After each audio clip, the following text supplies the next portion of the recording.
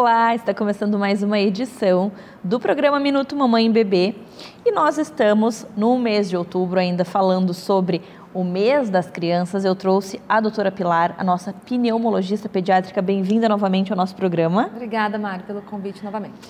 Esse tema que a gente vai abordar eu acho muito interessante justamente por ser o mês das crianças, onde a gente pensa em brinquedos, em atividades para fazer com as crianças, em comemorar o Dia das Crianças, mas tem muita criança que não está tendo nem qualidade de vida por conta de crises alérgicas, crise de asma. Então, assim, eu te trouxe para a gente falar sobre isso, sobre como proporcionar para essas crianças qualidade de vida da infância para essas crianças, né, doutora?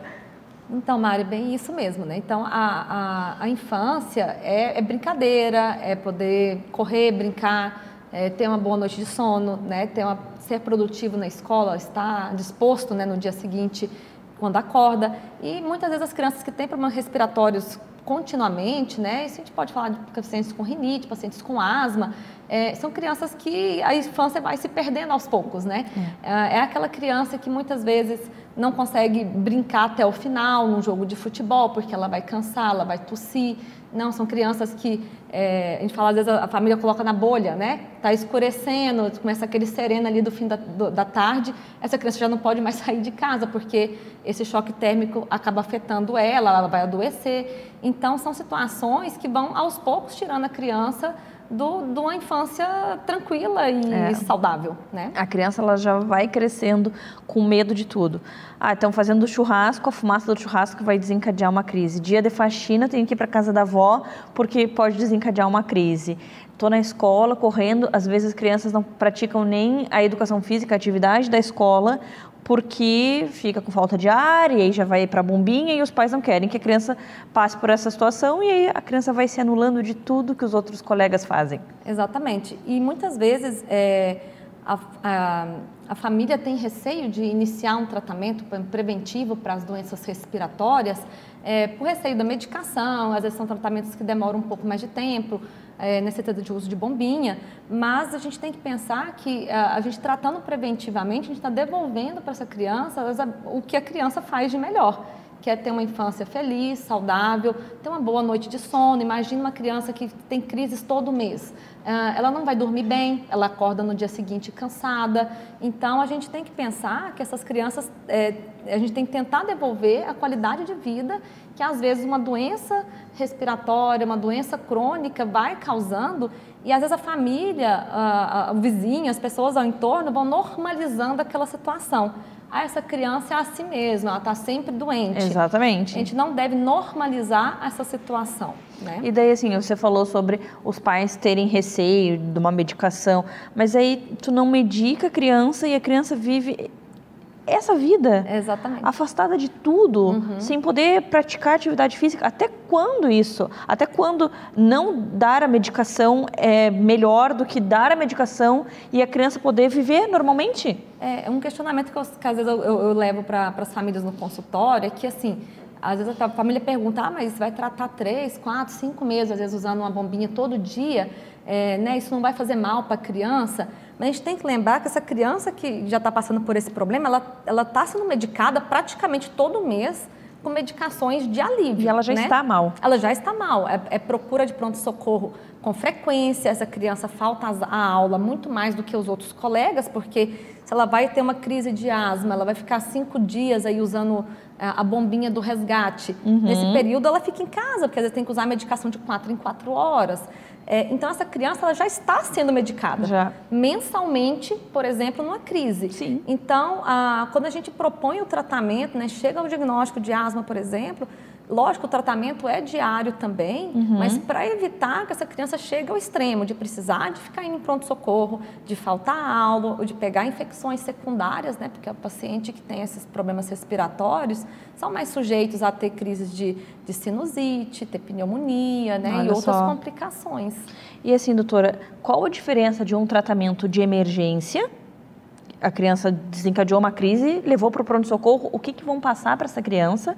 E entre um acompanhamento para realmente prevenir. A criança tem a asma, ela melhorou daquela crise e aí os pais decidiram, não, agora eu vou tratar para que não venha a próxima. Então, como é que funciona? Então, o tratamento da emergência é sempre aquela correria, né? Então, uma aquela loucura, criança né? que começou a tossir em casa, com falta de ar, dificuldade para respirar, e ela vai correr para o pronto-socorro para receber o alívio, receber a medicação. Então, lá, normalmente é feito a medicação que é o broncodilatador, que é para facilitar a entrada de ar, que esse brônquio está fechado, e algumas vezes o corticoide via oral, né? Então, a gente usa sempre esse casadinho do broncodilatador com corticoide na emergência, quando não precisa de oxigênio ou até internação, tá?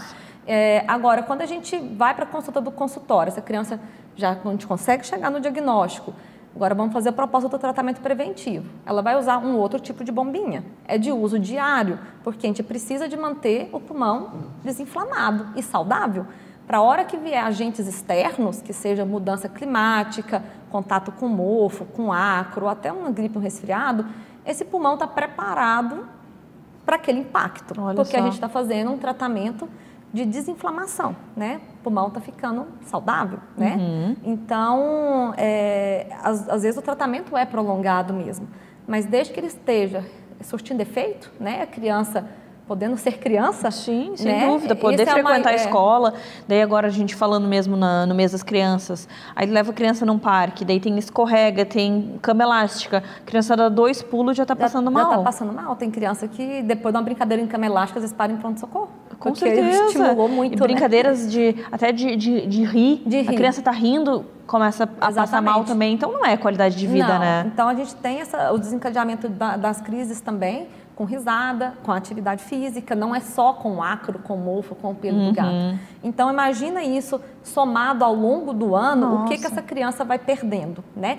E mais uma vez eu reforço, não se pode normalizar esses sintomas, né? Porque às vezes a família acostuma. Com certeza, é normal, ele fica assim, logo passa. Aí faz uma bombinha, leva uma emergência e passa. E passa, né? Então, assim, a gente não pode normalizar e eu acho que hoje o recado mais importante, né, no mês das crianças é permitir que a criança seja criança. É verdade. E algumas crianças precisam de ajuda, precisam de algumas terapias adicionais para ser criança igual às outras, né? É verdade, adorei. Que bom que tem profissionais maravilhosos cuidando das nossas crianças para que elas possam ser crianças. Doutora, obrigada por tantas informações. Espero que você tenha gostado. Se ficou com alguma dúvida, você já sabe, manda mensagem pra gente que a doutora Pilar responde tudo para nós. Obrigada, querida. Até o próximo encontro. Obrigada, Mari. Muito obrigada mesmo. Você já ouviu falar em rejuvenescimento íntimo? Eu trouxe uma especialista no assunto, a doutora Juliana Zanata, nossa ginecologista. Bem-vinda ao nosso programa, querida. Obrigada, Mari, pelo convite. Que legal esse assunto, que legal saber que esse procedimento existe, mas tem uma causa, ele surgiu por uma demanda, por uma necessidade. Eu queria que tu falasse um pouquinho para nós sobre isso. Claro. O rejuvenescimento íntimo, ele é um conjunto de técnicas, né, e tratamentos para melhorar tanto a parte estética quanto a parte funcional vaginal. E esse tema, ele é muito importante agora no Outubro Rosa. Por quê? Porque com o aumento da longevidade e trazendo esse link com o câncer de mama, muitas pacientes de câncer de mama, elas entram em menopausa em função da quimioterapia. E muitas vezes essas mulheres são pacientes jovens que têm vida sexual ativa e começam a ter dificuldades ou até nem conseguir mais ter vida sexual em função dos efeitos da falta de hormônio lá na vagina. E os primeiros tratamentos de rejuvenescimento íntimo para a parte funcional vieram justamente para sanar essas dificuldades que as pacientes de pós-câncer tinham e não podiam usar hormônios, terapias convencionais para tratar isso, para ter melhora desses sintomas, né? De secura vaginal, dor na relação, dificuldade na penetração, consequentemente não ter prazer, né? Sem dúvida, só sentir dor e, como você falou, uma mulher nova que há pouco tempo tinha uma vida sexual ok. E aí, do nada, uma doença vem e retira esse prazer, esse momento dela. E como que fica? Exatamente. Então, a gente fala muito, falo que no Outubro Rosa se fala muito da prevenção. Claro que a gente tem que prevenir, esse é meu papel diário no consultório. Mas tem tem uma vida depois do câncer, né? Tu te curou do câncer, mas as consequências que isso trouxe para tua vida, a gente quer viver e quer viver bem só, não quer só ficar viva, bom, sobreviver, né? Exatamente, já que eu estou aqui, eu não sou só uma sobrevivente, eu quero voltar a ter uma vida feliz, fazer o que eu fazia antes e às vezes até mais, dá mais valor ainda, parece que uma segunda chance, né, doutora? Exatamente, exatamente, valorizar, né, o que na verdade tem de mais valor na nossa vida. E como que surgiram então? Então começou na verdade com os dermatologistas que pensaram assim, bom, a gente já usa esses tratamentos de rejuvenescimento na face, no corpo, como é que a gente pode transpor isso para a região genital, né? Então criaram dispositivos, aparelhos próprios para a região íntima, para tratamento tanto interno quanto externo. Que interessante, fala mais para mim sobre esses tratamentos, como é que funciona, quantas sessões. Um muito conhecido é o laser vaginal. Então, o que o laser faz, né? Qual que é a ideia do laser? Ele faz microagressões, faz pequenas agressõezinhas, como se fosse um chuveirinho, um carimbinho. E essa agressão ao tecido, ele vai gerar o quê? Vai gerar uma formação de novos vasos sanguíneos, com isso tu vai ter uma chegada maior de sangue, de nutrientes, de oxigênio, e isso faz uma revitalização, uma renovação mesmo do tecido. Além disso, vai fazer com que tu tenhas um aumento da produção de colágeno. O colágeno é proteína de sustentação, então a gente vai tendo o hormônio feminino, o estrogênio, ele tem um papel fundamental na formação do colágeno. Então, no caso do pós-câncer de mama, é porque a gente faz um bloqueio com a quimioterapia ou, eventualmente, medicamentos que a mulher tem que usar no pós-câncer, faz um bloqueio desses hormônios femininos. Então, há um declínio muito grande desse colágeno, trazendo também, além desses desconfortos na relação sexual, a gente vai ter também um afrouxamento, uma flacidez da região genital, trazendo quadro de incontinência urinária e externamente um aspecto de uma vulva mais flácida, mais envelhecida. Entendi. E Ju, esses tratamentos eles podem ser casados, pode fazer uma sessão de cada, existe um período, a gente vai fazer tantas sessões, depois de um tempo a gente volta, como é que você faz assim, monta esse cronograma para as mulheres? Eu sempre brinco assim que o céu é o limite, né? A gente faz uma sinergia assim de tratamentos, quando a gente faz a avaliação da paciente, a gente observa as queixas dela, e o exame físico, né? E a partir daí a gente monta um protocolo de tratamento, que às vezes pode ser um tratamento único. Então, por exemplo, no laser, o que a gente recomenda são 3 sessões. É uma sessão a cada 30 dias, 3 sessões. Por quanto tempo? A produção do colágeno e essa revitalização dos tecidos, ela é muito individual, mas existem trabalhos que falam em até 18 meses de produção do colágeno com esses estímulos. Então, às vezes tem paciente que 9, 10 meses a gente tem que estar refazendo sessões de manutenção, vamos dizer assim. Tem pacientes que a cada ano e meio, mas habitualmente são 3 sessões, com intervalo de 1 mês, e aí a cada ano a gente faz aí essa manutenção. A gente pensa muito na estética, mas por trás da estética tem saúde, tem qualidade de vida. E o que você vem notando assim, no consultório, com as suas pacientes, quanto isso vem melhorando, principalmente para a vida sexual dessas mulheres? Por exemplo, falando menos da funcional e da parte estética, o que traz é autoestima, né? Tu tem uma melhora, porque hoje, eu digo que os 40 são os novos 30, né? As mulheres estão fazendo academia, se alimentando melhor, tendo hábitos de vida mais saudáveis, né? A gente, então, tá mais jovem por mais tempo. Com certeza. Mas, biologicamente, a região genital, ela começa a entrar em declínio antes disso. Então, a nossa cabeça tá boa, o resto do corpo tá bem. E, às vezes, a região genital não condiz com o resto do corpo. Além disso, né, depois que o divórcio, né, que a separação acontece, as mulheres, eventualmente, também trocam de parceiro. E elas têm que estar se sentindo bem com a sua região íntima para começar uma nova relação. Então, a gente observa que depois dos tratamentos, né, tá uma palavra da moda, empoderamento, mas a mulher se sente mais dona de si, mais confiante, mais tranquila, né? O sexo e a sexualidade têm sido menos tabu. Então, a gente consegue, a gente vê que as pacientes estão em busca mesmo disso, de viver a plenitude do seu bem-estar, da sua sexualidade, da sua saúde, sem medo de ser feliz, né? Ju, que sensacional. Parabéns por esse trabalho maravilhoso. Eu adorei conhecer. Obrigada por dividir conosco. Espero que você tenha gostado. Eu adorei. E é claro que se você ficar com alguma dúvida, você sabe que você pode mandar qualquer mensagem para nós, para o Instagram do Minuto Mamãe e Bebê, que a nossa querida ginecologista Ju Zanata responde para você. Obrigada, Ju. Até o próximo encontro. Até o próximo. Obrigada. Agora nós vamos falar sobre regurgitamento nas primeiras 24 horas de vida do bebê. É claro, com a nossa consultora de amamentação, a Sol. Bem-vinda novamente, meu amor, ao nosso programa. Então, esse tema eu achei muito importante, até porque eu vivenciei uma experiência com a minha filha na maternidade. Fiquei muito assustada, porque a primeira vez que ela regurgitou não foi um mamazinho, foi um líquido quase preto. E eu fiquei muito preocupada, sangue, o que está acontecendo com a minha filha? Então, já vamos começar o nosso assunto falando sobre o que aconteceu com a minha filha e depois falar um pouquinho sobre o que você vê na maternidade e a ansiedade que as mães ficam também. Então, Mari, é muito comum acontecer o bebê quando nasce, o líquido amniótico é a comidinha dele, né? Então, quando ele nasce, ele, na maioria das vezes, ele nasce com o estômago muito cheio. E aí, se ele não consegue absorver, ele vai colocar para fora. E muitas das vezes também, além do líquido amniótico que tem no estômago, tem também o resíduo de sangue do próprio nascimento, né?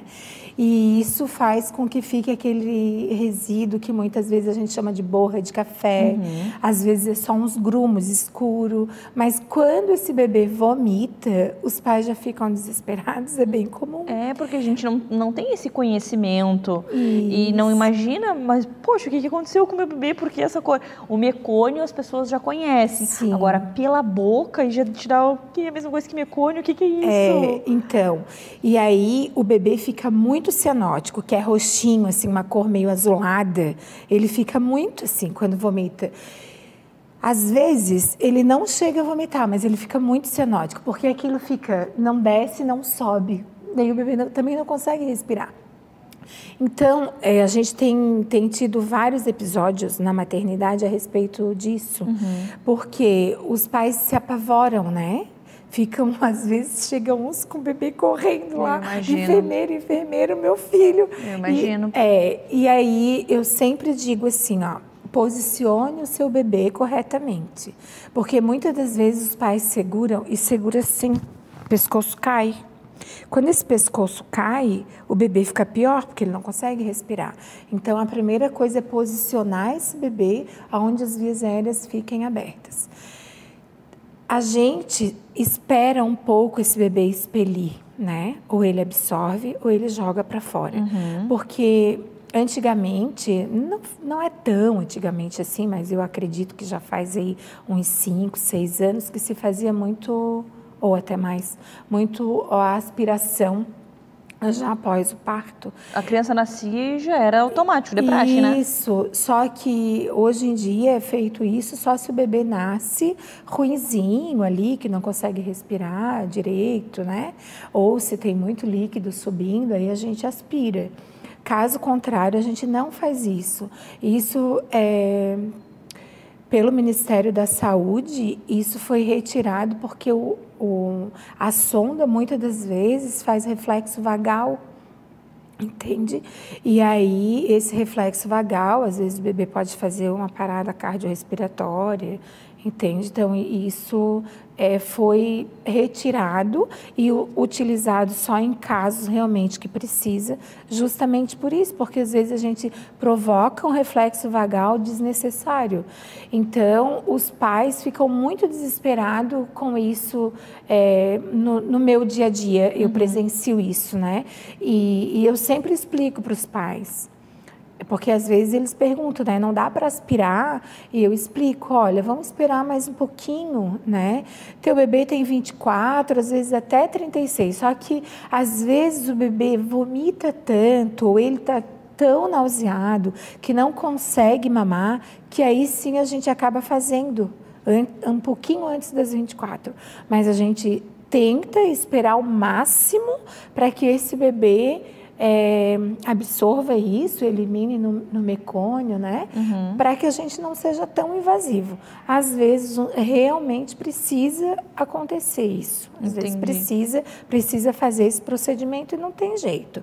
Por exemplo, no meu último plantão, o bebê tinha 18 horas de vida, mas ele não conseguia comer. Não conseguia. E aí teve um momento que eu cheguei no quarto e ele ficou tão nauseado, ficou preto. Daí eu falei, não dá também para arriscar tanto, deixar, porque às vezes os pais podem dormir, né? O cansaço é tanto, naquele momento, você sabe disso. O cansaço é tanto que os pais podem acontecer, né, dar um cochilão ali e não presenciar esse momento que esse bebê ele tem que ser socorrido naquele momento. Porque senão pode acontecer um acidente, né? Um imprevisto que a gente realmente não está preparado. Então, eu penso desta forma, né? Se for para colocar o bebê em risco, não, então vamos fazer. Às vezes a gente fica muito assim, não quero que aconteça nenhuma intervenção, e aí vai deixando, né? E aí acontece o pior. Exatamente. Então, assim, eu acho que vai muito do olho do profissional, porque vocês estão ali... É o olho clínico, né? Exatamente. Há anos, é o meu primeiro bebê. Segundo, no máximo, os pais, né? Não tem a experiência que o profissional tem ali. Então, eu sou muito de confiar nos profissionais que estão cuidando dos nossos filhos, porque nós não temos o conhecimento do dia a dia.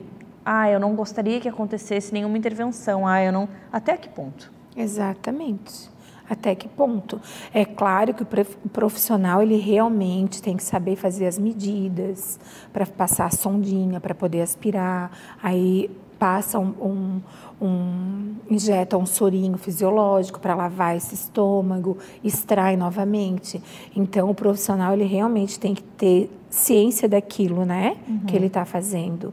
E é como você diz, os pais, eles precisam confiar no profissional, tem que confiar, né? Porque o profissional vai te dizer o que vai ser feito, você vai... Também isso é muito importante da gente se preparar durante a gestação, entra mais aí... Sim.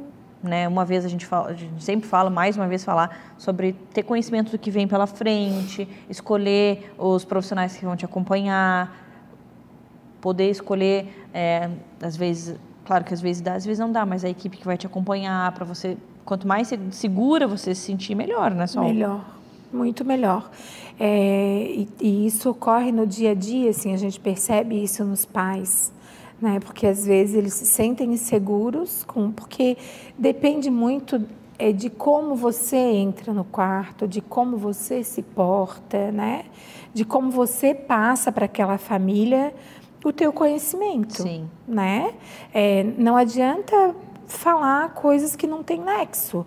Você tem que orientar os pais de forma que eles entendam o que está acontecendo, mas que você saiba realmente o que você está falando. Sem dúvida. Né? Então, isso é muito importante, observar a forma que você se porta com o paciente, porque se você não sabe se portar, fica um ponto de interrogação, né? Por exemplo, o bebê nasceu, o primeiro vômito dele, eu já digo para os pais, não, tem que passar uma sonda, tem que fazer um lavado. Não é assim. Você tem que explicar para os pais, tem que manter esses pais calmos também, para eles saberem que o bebê, se nasce com o estômago cheio, a gente põe lá, ele fazer a hora ouro dele, depois ele vem para o quarto, ele quer dormir, a gente tenta acordar ele, né, com 5, 6 horinhas de vida, se ele não acordou, mas às vezes ele vai para o peito, bota o mamilo na boca e faz náusea. Então, quando acontece muito isso, eu oriento os pais o quê? Vamos lá, vamos pegar o colostrinho, põe no dedinho, tenta ofertar, para que esse bebê comece o movimento de sucção, porque a partir do momento que esse movimento começa a acontecer, vai descendo, né? Em vez de voltar, vai descendo. Então, é importante isso, sabe? Os pais terem ciência disso, ir para a maternidade mais tranquilos, se desesperar menos quando o bebê vomita, mas assim, peçam ajuda, sabe? Não fiquem achando, vou incomodar. Não incomoda. É a mesma coisa na amamentação. Tem dificuldade de amamentar na maternidade? Peça ajuda. Não pense que está incomodando, porque essa mãe precisa sair da maternidade preparada, né? E o profissional também mostrar para essa mãe como posicionar o bebê, isso é fundamental também. Porque se por um acaso, em algum momento, foi um caso também que aconteceu essa semana. Eu estava chegando para atender a paciente e o pai desceu para abrir a porta para mim. Ele disse, Sol, quase que você chegou e a minha filha tinha acontecido pior. Eu falei, como assim? Sim, a minha sogra e a minha esposa estavam distraídas, ela recém tinha mamado e a sorte que eu estava em casa, porque ele é militar, né? A sorte que eu estava em casa porque eu fui fazer as manobras no bebê. Nossa. Por quê? Porque o bebê simplesmente mamou, aí ela colocou ele de uma posição que ele estava com o pescocinho fletido, e aí esse bebê ia vomitar de tanto que comeu, e aí o que aconteceu? Ficou preta. Então, os pais também precisam estar preparados para manter esse bebê bem posicionado, para que não venha acontecer nada de prejuízo, né? É verdade, Sol. Adorei. Obrigada por dividir tantas dicas, por trazer sempre tantas informações. E é bom porque você trabalha na maternidade, você vê realmente o que acontece lá dentro e traz aqui para nós e ajuda tantas mulheres, tantas famílias a entenderem um pouquinho mais sobre esse assunto. É lógico, se ficar alguma dúvida, manda mensagem que a nossa consultora de amamentação responde. Obrigada e até o próximo encontro. Até o próximo. Você sabe quando uma criança tem algum atraso no desenvolvimento? Hoje eu trouxe uma especialista no assunto, a Júlia, nossa fisioterapeuta infantil. Bem-vinda ao nosso programa. Muito obrigada. Queria que tu nos ajudasse a entender, dar dicas para a gente analisar, poxa, pensando por esse ponto, talvez o meu filho tenha realmente um atraso, porque às vezes no dia a dia a gente não consegue enxergar. Sim. E a gente sabe também que quanto antes a gente descobre qualquer coisa que seja melhor para esse tratamento. Então, fala para nós, querida. Show. Então, primeiro eu queria agradecer pelo convite. É uma honra estar aqui falando sobre esse assunto. E eu acho que uma coisa que é bastante importante é a gente ter em mente que, apesar de cada criança ter a sua particularidade em relação ao desenvolvimento, as crianças não devem fugir muito, assim, dos marcos do desenvolvimento.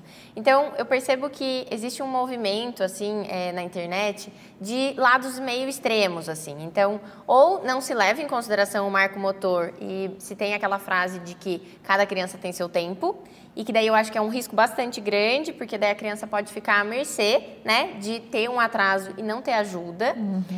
E o outro lado que eu acho que é extremo é no sentido, assim, de seguir a risca ali aquele marco e que daí se a criança foge um pouquinho, já fica um alerta muito grande.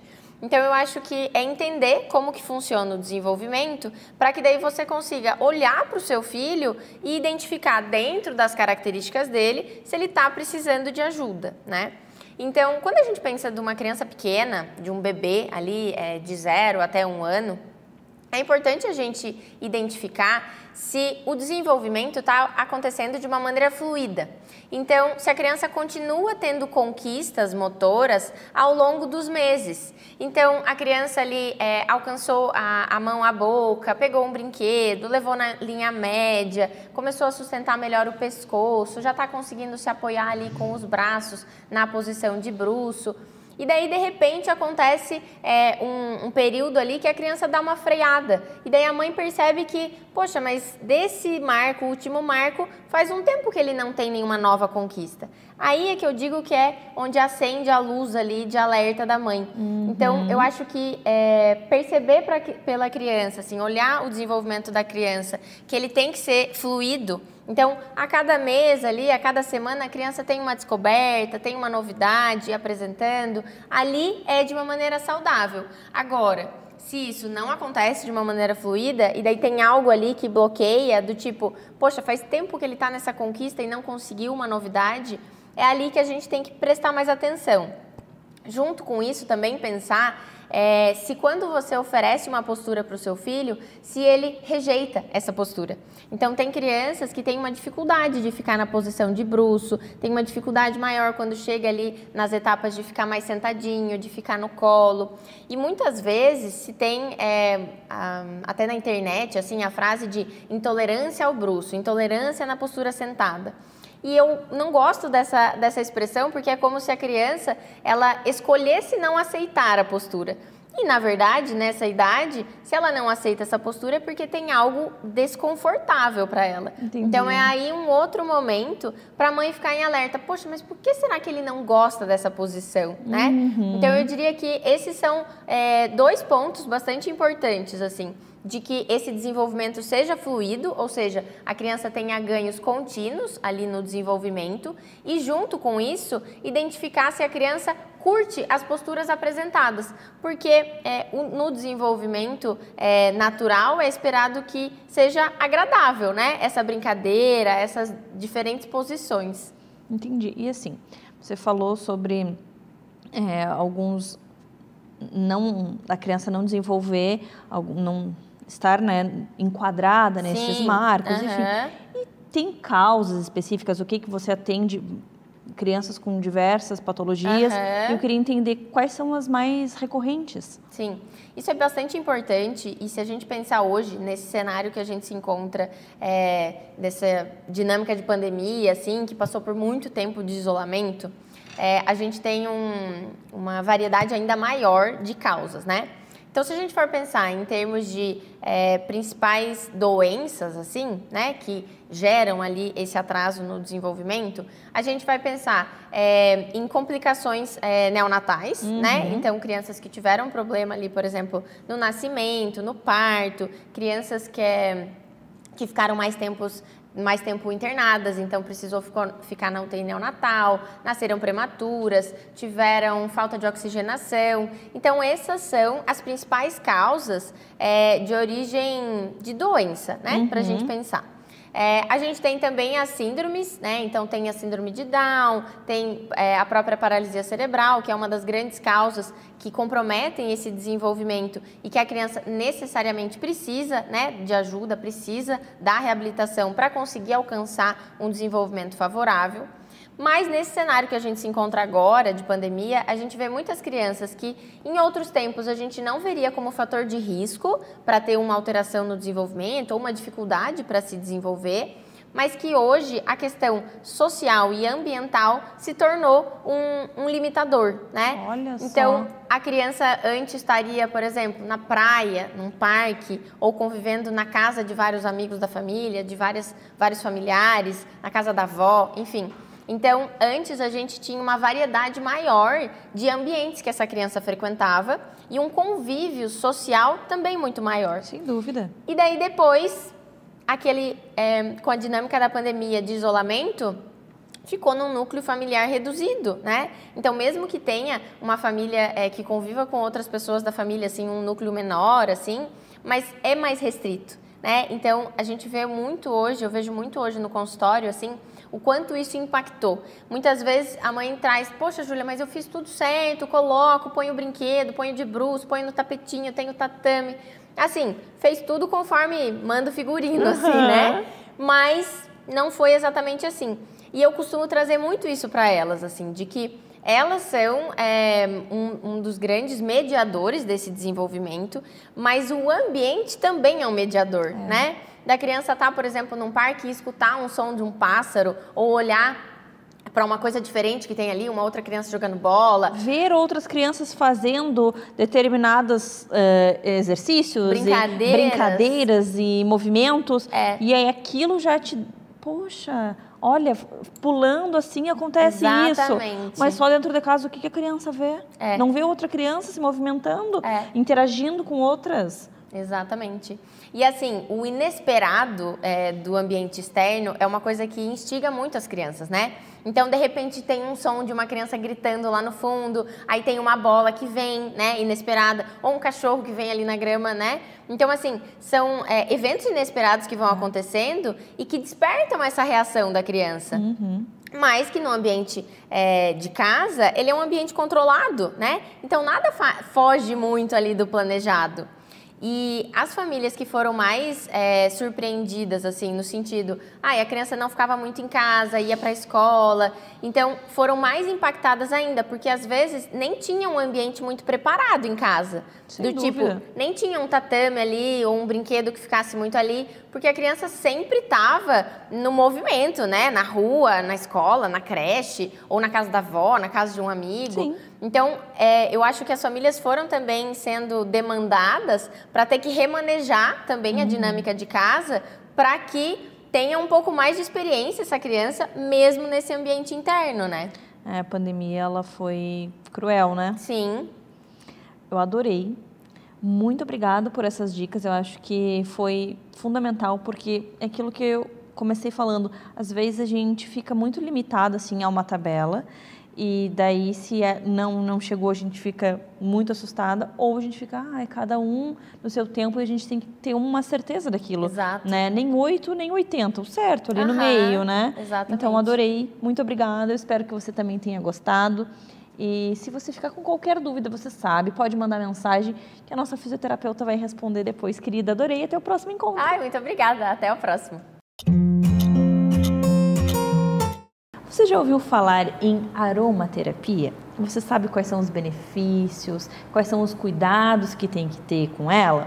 Eu trouxe hoje a Débora, a nossa aromaterapeuta. Bem-vinda ao nosso programa novamente. Estava com saudade de falar sobre esse assunto maravilhoso? Também estava de estar aqui nesse lugar muito gostoso, nesse acolhimento. Falar sobre um tema muito, muito interessante. Verdade. Fala então para nós um pouquinho sobre a aromaterapia, como que ela funciona, se a gente precisa ter algum determinado cuidado, se tem contraindicação, se qualquer pessoa pode usar, conta tudo para nós. Muito bem.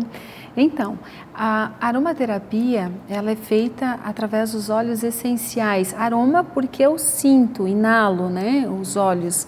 Os óleos essenciais são extraídos diretamente das plantas. Então, nós temos a laranja, nós tiramos da casca. Então, toda vez que a gente espreme a casca da laranja, fica aquele cheiro na mão, é o óleo essencial da planta, né? É o óleo essencial da laranja que está ali.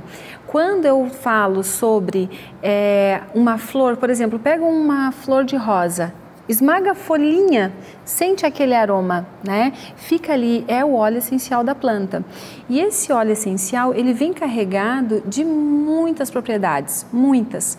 E o que acontece é que hoje, como está sendo difundido a parte da aromaterapia, às vezes não se fala com tanta propriedade do que pode acontecer, do que não é legal no aroma. Exatamente. Porque assim, por exemplo, um óleo essencial de lavanda, todo mundo ama lavanda, né? Lavanda, tá nervoso, dá lavanda, passa a lavanda para criança, lavanda para todo mundo. Só que a lavanda, ela tem uma questão interessante.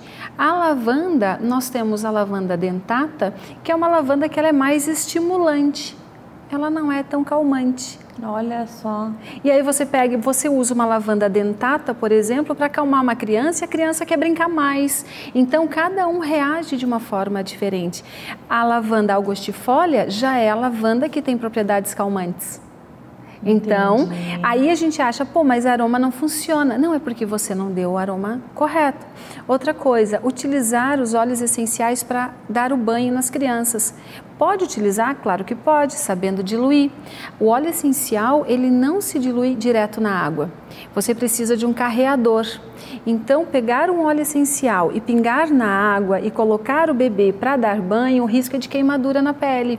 Olha porque só, o óleo isso essencial acontece muito. Muitas pessoas falam, pinga na aguinha e coloca o bebê ali, que perigo. Pode queimar a pele do bebê. Eu já tive situações que houve queimadura da pele do bebê por causa de utilizar errado. O óleo essencial, ele é rico. É maravilhoso, tem propriedades incríveis, mas ele é muito concentrado. Então, se você quer utilizar, pega uma gotinha do óleo essencial que você for escolher. E aí, assim, para bebês, vamos usar uma lavanda angustifolia, pode até usar uma laranja, mas daí tem um detalhe. A laranja é como quando a gente mexe com limão. Vai fazer uma caipirinha? manchou a mão, pega verdade. Pega sol, mancha a pele. A mesma coisa são os cítricos, laranja, bergamota, então tem que tomar esse cuidado. Se for fazer com laranja, então a criança não pode ser exposta ao sol por 12 horas. Precisa esse cuidado. Nós também. Então pega e põe uma gotinha do óleo essencial, dilui em sabonete líquido. Um sabonete neutro, de preferência que esse sabonete seja sem aroma, né? Porque você vai ter o aroma do óleo essencial. Você pega esse sabonete líquido com essa gotinha, dilui na água, aí você pode dar o banho no bebê. Mas nunca colocar o óleo essencial puro na água. Então essa é uma dica para estar utilizando óleo essencial. Você quer trabalhar a questão da calma da criança? Use a lavanda. Pode usar lavanda. Agora, uma criança que está com cólica, por exemplo, eu sempre digo, você vai usar uma terapia, mas lembrando que é muito importante saber o que está acontecendo com essa criança. E aí tem um bom pediatra, né? Tem um bom profissional aí que vai estar também acompanhando. Bom, a criança está inquieta, ela está incomodada, mas ela está bem, o pediatra diz, não, a criança está bem, não temos um problema de saúde maior, né? Então, a gente precisa ter esse cuidado. Aí você vai lá, a criança está com cólica, inquieta. Pega o óleo de laranja doce, por exemplo, põe uma gotinha no sabonete e dá um banho com essa criança com esse óleo de laranja doce. Vai ajudar na questão de liberar a cólica. E aí faz a massagem na barriguinha, sentido relógio, né? E vai fazendo esse banho e vai puxando, pega essa água quentinha, gostosa com aquele aroma e vai puxando. E aí tem uma coisa muito legal, Mari. Assim, ó, você tem a sua filha linda, maravilhosa. Qual é a relação da Mariana com essa filha linda, maravilhosa? Aí você pega o aroma que você está dando banho, porque o óleo essencial tem o marketing olfativo.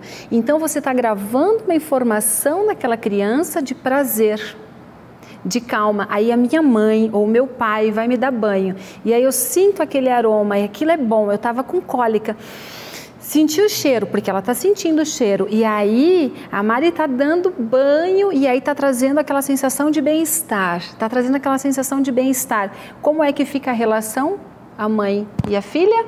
Como fica a relação pai, né? E o filho e a filha? É muito lindo, porque a aromaterapia tem esse poder de gravar aquele momento que foi especial.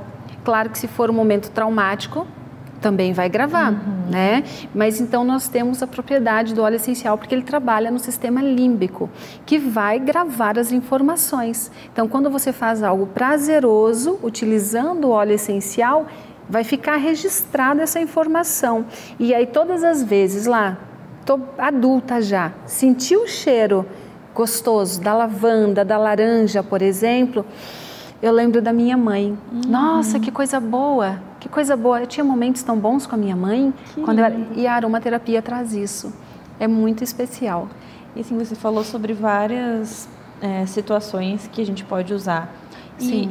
E eu acho que para tudo na vida, qualquer dor, qualquer momento na vida, a aromaterapia entra de forma maravilhosa, né? Entra. A aromaterapia, a gente trabalha a questão da ansiedade, né? A pessoa é muito ansiosa, a criança está muito agitada. Trabalha a questão das dores, hiperativa. Então, o que acontece com essa criança? Aí nós temos os óleos, e tem um óleo muito legal, que é o óleo de vetiver, que é um óleo bem legal para criança que é agitada, que é hiperativa. Ele traz o aterramento, ele ajuda a acalmar essa criança. Para adultos também, que tem essa questão da hiperatividade, o óleo de vetiver é muito legal, tá utilizando. Concentração, tem vários óleos que vão trabalhar a concentração. Daí tem uma questão bem importante. Essa concentração falta por quê? Porque eu tenho a minha mente muito agitada, aí eu preciso acalmar essa mente. Aí a gente tem um óleo de manjericão doce, que ajuda muito no foco, na concentração, e ele é mais calmante. Agora, a minha concentração falta porque eu estou muito cansada. É cansaço mental, falta energia. Óleo de alecrim. Olha como é importante analisar, porque se você faz por conta própria, pode ser o inverso daquilo que você está buscando, né? Pode ser o inverso. E daí eu estou muito agitada, não consigo me concentrar porque a minha mente não para. E aí eu estou, sabe aquela mente que fica frenética, com muitos pensamentos? Aí eu uso um óleo de alecrim, ele te dá um rendimento, porque ele vai atuar na mente, mas Tem pessoas que vão ficar mais aceleradas ainda. Aí o foco que você queria, você perdeu o propósito. Aí perde, aí não atinge aquilo que você estava buscando. Agora, a pessoa está muito agitada, mas ela precisa render no trabalho, ela precisa acalmar para focar. Aí nós temos o vetiver, tem o manjericão doce, como eu falei, muitas das vezes a própria lavanda, a lavanda dentata, por exemplo. É um óleo que ele acalma, mas ele te estimula a fazer as coisas. Ele não vai ser calmante, te induzindo ao sono. Ele vai acalmar o agito. Sabe aquele nervoso que às vezes a pessoa diz assim, nossa, parece que eu estou, né? A lavanda, ela vai fazer isso, mas ela não vai, a lavanda dentata não vai estimular ao sono. Ela tem muito menos propriedades, quase não tem mais, é a lavanda angustifolia para o sono.